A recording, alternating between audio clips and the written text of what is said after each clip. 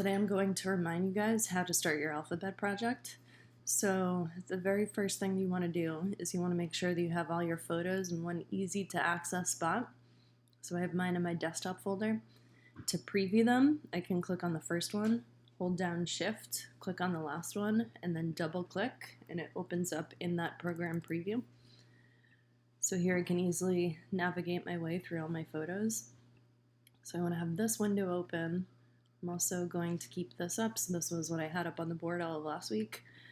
So if I go into Photoshop, here's my alphabet template. The only window that I'm really concerned about having up is my layers palette. So then I can simply click from preview and drag and drop them into place. Double click to place them.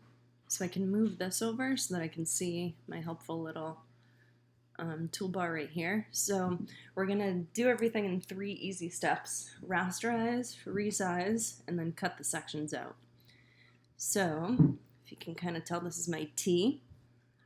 So the very first thing that I have to do is I have to make this little thing disappear on the thumbnail of my layer. So I have to right click, or on a Mac it's control click, right on the word of my layer. Then scroll halfway down my list to rasterize. Then you can see that little thing goes away in the corner. Pretty much turns it from a smart object into a layer that we can now edit. So that's my first step. Second step is to resize. So I can do it 2 ways. I can do it the shortcut way, Command T, or I can go up to Edit and then down to Free Transform. So I'm gonna do it the long way. Go to Edit, Free Transform.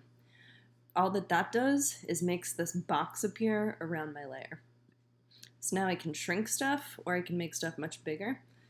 I'm going to zoom in by pressing Command plus and bring this down to my T.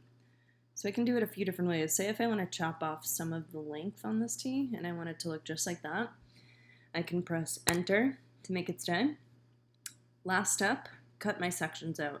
So for this I use the selection tool, and then I just press delete on the stuff that I don't want to keep. So here's my selection tool, make a big old box around the stuff that I don't want, and just press delete. Delete. I want to leave these sections white, so I'm going to delete those, and magically my T is looking really good. And that's about it. I'll also post this thing on Google Classroom so that it's easy for you guys to navigate back to. So you just need to do that 26 times, and then your whole alphabet is complete.